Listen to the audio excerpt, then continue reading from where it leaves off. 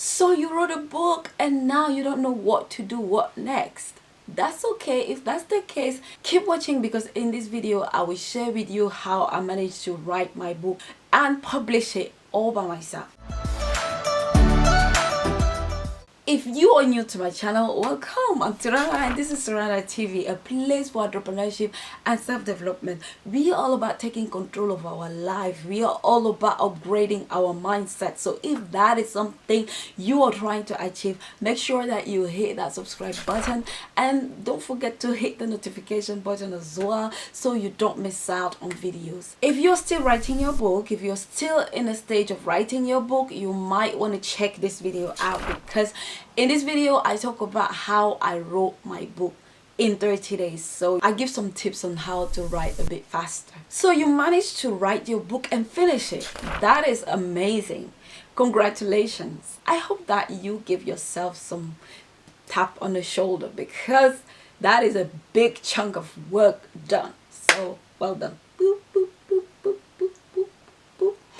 So let's see how we can help you to get that book out of your computer on the market. Obviously there are many ways to do it, but I am just giving you my way, the way I did it. Yeah. So the next step you want to take now is to make sure that your book is polished.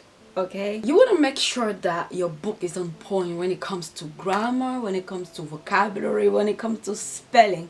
Okay, you don't want people to open your book and mistakes are all over the place. So the first thing that you want to do is to rewrite your book.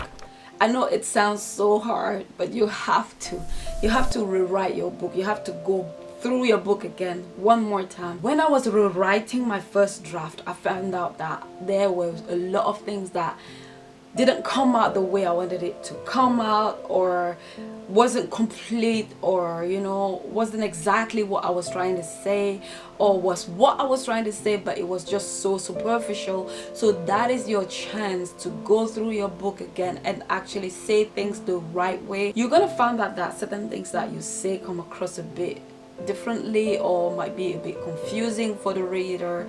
This is your chance to set things straight. By the way, this is not the time for you to proofread or to edit.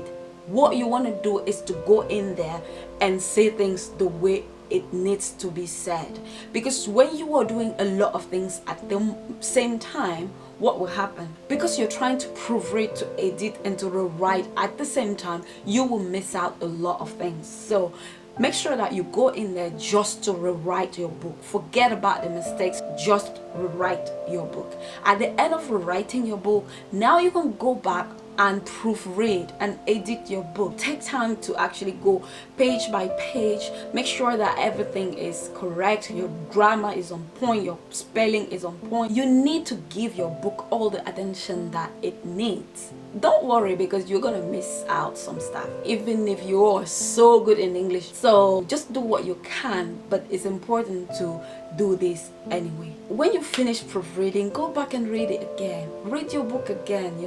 Now read like you're a reader. Read to feel the book. How do you feel about the flow of the book? Does it flow properly? Is there any connection between chapters? Is it any flow going on? How do you feel if you were reading that book and it was from somebody else? If you're happy with what you are reading, if you think it flows the way you want it, if you think you did what you can in terms of grammar and spelling, now the next step you want to take is to use Grammarly. I'm sure you know what Grammarly is. I like Grammarly because unlike other apps, it will help you find all those things that you missed out when you were editing. The next step that you want to take after running your book through Grammarly is to pay somebody to read your book. It's very important. I mean, if you have somebody in your family that is an editor, that's fantastic. It becomes a family business. But if, like me, you need somebody that is good in English to actually read your book, you might be good in English. I am not underestimating your level in English, but you will still need a second pair of eyes.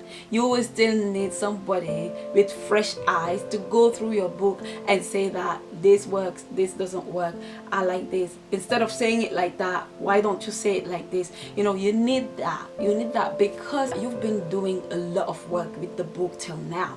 You wrote the book, you rewrote the book, you edited the book, you run the book through Grammarly and edited it again. By now you must be bored, you know. By now you must be tired. You just don't want to read the book anymore. So that is not a great state of mind. You need somebody else with a fresh pair of eyes that will go through your book, definitely. And I recommend to actually hire somebody that is really good at what they do. You know, don't just pick any random person and say that, okay, can you read my book? The person needs to be somebody who knows what they're doing, somebody who is good in English. You want to make sure that the person can detect anything that is blocking the flow of your book, and that's why it's important to invest in an editor. There are many ways you can find editors. There are companies out there that are specialized in editing books and they charge quite a lot. So for me, I found my editor through Fiverr, but you don't have to use Fiverr. You can use Upwork. Upwork as well is great to find freelancers that are willing to, you know, help with your book in that way. Now, the cost of hiring an editor depends on your budget. Only you know what you can afford. So when you go on Fiverr, the good news is that you're gonna find anything you need, pretty much. You can find people as cheap as £10 per hour, or you're gonna find people as expensive as £1,000 per hour. So it depends on what you can afford. But one thing that I want to say is that don't just hand your book over to the first person that says, okay, I'm gonna do the job. You need to make sure that they're good at what they're doing. So one way of doing that is by sending them the first chapter of your book. They can edit the first chapter of your book, and if you're happy with the job that they did, now you can go ahead and send them the whole book and pay for the work. And yeah, that's pretty much that. In my case, I wanted my book to be considerably good, so I said to myself that that is one aspect of my book that I really want to invest in. Another thing is that please don't just take the book and just say, okay, that's it. You've got to take the book and read the book. Read what she did and look at all the changes. If you're not happy with the quality of her work, send it back to her and say that, look, you need to work a bit more because I'm not happy. I'm still seeing things that I think you should have picked up on. You know what I mean?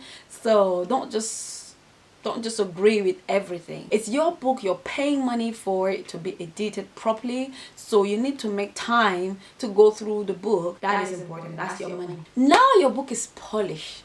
Now your book sounds amazing, but it's still on your computer. The next step you want to take is to go ahead and format your book. Now, if you know how to format the book, good for you. In my case, I have no idea. And trust me, I don't want to know. So what I did is that I found someone on Fiverr that is good at formatting books. And I went through works that the person did before. I was happy with the job that he did before. I decided to trust him with my book. So you want to make sure that you format your book into ebook and paperback, because some people might be interested in buying the ebook version of your book and other people might want to really feel the books. So it's very important that you satisfy those readers. In terms of cost, it's not really expensive to hire somebody to format your book. Actually, you can do it yourself. I mean, if it's not like it's too hard, it's just that for me, I don't want to learn it. Like, I don't want it. I just no, thank you. So but you can learn it. If I remember, it cost me less than £50 to actually hire somebody to, you know, format my books. Sometimes you just want to outsource, you know what I mean? Sometimes you just want to hire somebody who knows what they're actually doing. and that's what I wanted. I didn't want to have to figure it out myself. So for the purpose of this video, I'm just gonna say that, you know, make sure that you go with your budget, make sure that you find what works for you. Now, another thing that you need to do in order to publish your book by yourself is that you need to design the cover of your book. Okay, I again used Fiverr for that. I found this girl through Fiverr, and we were talking back and forth what I needed for my book. So this is my book, this is the cover of my book. I just love this cover. I like the white. It's not really your usual cover of book. I like the colors because they speak to me. Orange symbolizes success and prosperity, so I like the orange for the title. As for the model that is there, the model, I know she's not black, okay, it's fine. I had too many people asking me, why do you use a black model for your cover book? And I was just like, seriously, I chose it so innocently. I didn't even think, like, why do we always have to see race? I see a woman, I don't see race, I see a woman on my cover. So why bringing color in that? I have no idea, but that's just me, you know. I don't see. Maybe I should look more, and maybe that's the problem. You all looked too much. Anyway, going back to what I was saying, so I was going back and forth with the woman, and we ended up agreeing with that. I'm not sure how much of this you guys can see properly or not, but I'm gonna leave the link below if you guys want to check it out on Amazon. Anyway, the book is about upgrading your life, it's about mindset, it's about juggling all the aspects of your life, it's about living a happier life. You know, it gives tips like that. So I was happy with that model. I can see a woman, she's sitting on her table, she seems to have a coffee, she's working, glasses on, you know, she's with her devices and she's smiling, and I thought, yeah, that's exactly the woman I'm talking about, you know. So we were happy with the cover. It's more of a collaboration. If you don't like something, you go back and forth till you get the result that you want. So it's not that bad. One thing that I want to mention is that when you've got your book already polished, you can decide to do everything at once. When my book was being formatted, I was designing my cover. I was thinking already how I want to advertise my book, who I want to hire to, you know, shoot the campaign video, things like that. Okay, so you need to start planning things in advance. Don't just sit down and say that, okay, because the guy is still designing the cover, I'm just gonna sit here and wait for the day where the cover comes back before I move to the next step. So you need to be thinking, you need to be doing things behind the scenes. Now that your book is formatted, now that your cover is designed, everything looks great from the screen, we want to make it physical. We want to actually see it as a book. This is where the fun part starts. Here is where you decide where you want to publish your book. Do you want to publish it through Amazon? Do you want to publish it to Lulu? There are many platforms that help self-published author to publish their book, you know. Amazon is the best. What is good about Amazon is that you've got access to all their customers, you know, and that is something that you can't achieve if you are selling from your own website. I choose to publish with Amazon. So what you want to do is that you want to create an account through CreateSpace, which is one branch of Amazon, and they're gonna take you through every process. It's really simple. It's step by step, your name, your book's name, the title, the description, the category, all those things. Is just really simple to fill out all those informations and upload your book, upload the cover. You know, it's really simple, it's nothing complicated. So the next step after uploading everything is that you want to release your book. You choose a release day. Some people choose to run a pre-order campaign, which is great because you kind of build awareness about your book. So that's pretty much it. There is nothing much to it. Another thing that I want to mention is that some people think that you just publish your book and that's it. You've got to advertise the book. So start thinking as well, how are you going to advertise your book?